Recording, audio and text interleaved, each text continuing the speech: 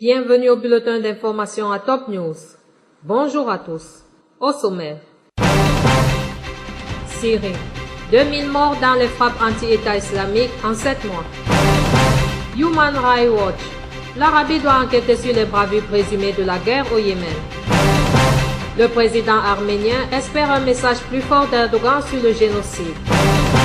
Valls. 5 attentats ont été déjoués en France ces derniers mois. Voici les détails. Plus de 2000 personnes, en grande majorité des djihadistes du groupe État islamique, ont été tuées en Syrie par les frappes de la coalition internationale menée par Washington depuis 7 mois selon le bilan d'une ONG jeudi. Ainsi, 1922 combattants de l'État islamique, en majorité des étrangers, ont péri depuis le 23 septembre 2014 dans les raids et les frappes aériennes de la coalition internationale sur les positions et les sièges de l'État islamique, ainsi que des terminaux pétroliers à travers la Syrie, selon l'Observatoire syrien des droits de l'homme. Les frappes ont visé notamment des positions du groupe extrémiste dans les provinces de Homs, Hama Centre, Alep, Raqqa Nord, Asakeh, Nord-Est et Deir ez-Zor. En outre, 90 combattants du Front al-Nosra, branche syrienne d'Al-Qaïda et rival de l'État islamique, ont également péri dans des frappes sur leurs sièges, notamment dans le nord du pays, en plus d'un rebelle islamiste tué par un raid alors qu'il était prisonnier de l'État islamique. Le bilan comprend également 66 civils syriens, dont 10 enfants, précise l'ONG. S'exprimant au sommet Afrique-Asie à Jakarta, capitale de l'Indonésie, le président iranien Hassan Rouhani a affirmé que notre région est victime de toutes les formes de massacres pour des objectifs illégaux, selon la chaîne satellitaire iranienne Al-Alam. Il a souligné que l'Iran s'est efforcé à faire adopter une résolution à l'ONU pour un monde sans violence, ajoutant qu'il est temps de procéder à une action internationale contre la violence et le terrorisme.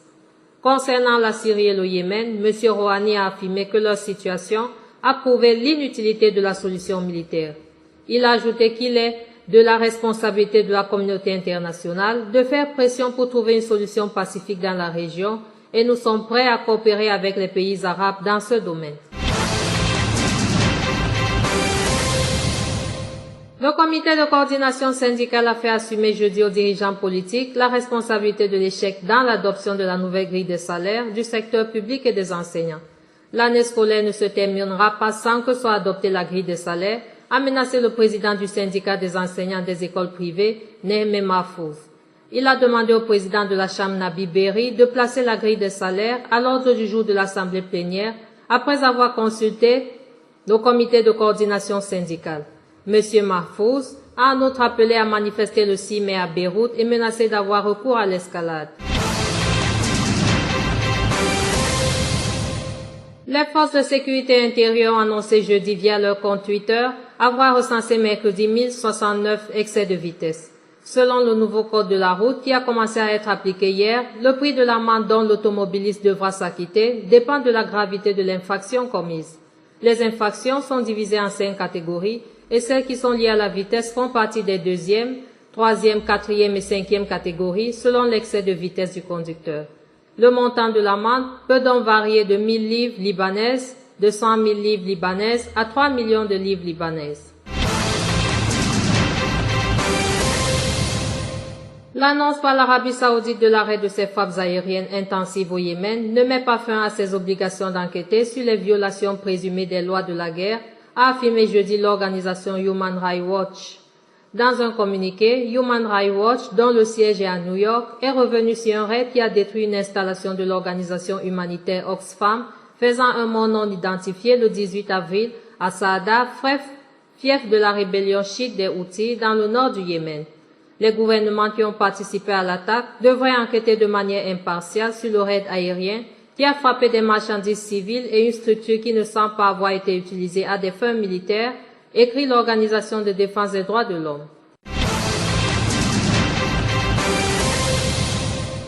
Le porte-parole du mouvement yéménite Ansarullah a affirmé que son parti refuse de participer à des pourparlers qui seront organisés à Riyad.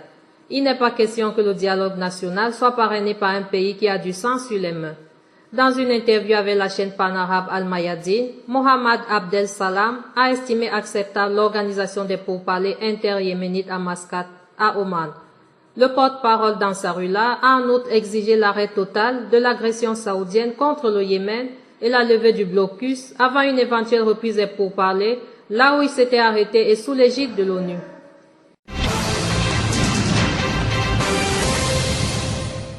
Le Premier ministre français Manuel Valls a affirmé jeudi sur France Inter que 5 attentats avaient été déjoués ces derniers mois en France, où 17 personnes ont été tuées par des attaques djihadistes en janvier à Paris. De nombreux attentats ont été déjoués, 5 compte tenu de l'attentat qui n'a pas eu lieu heureusement à Villejuif il y a sans doute quelques jours, a répondu le chef du gouvernement au lendemain de la révélation de l'arrestation d'un Algérien qui projetait un attentat contre une église dans la banlieue de Paris. Autre titre et enfin, un demi-million de migrants pourraient tenter cette année une dangereuse traversée de la Méditerranée avec plusieurs milliers de morts si rien n'est fait pour lutter contre ceux qui organisent ces trafics d'êtres humains, estime l'Organisation maritime internationale, une institution de l'ONU.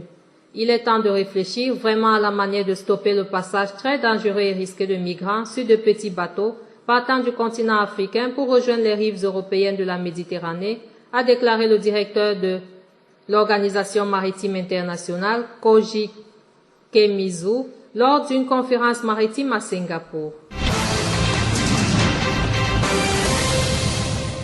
Merci à vous qui nous suivez de Beyrouth et partout ailleurs. Bulletin présenté par Anna Ekame.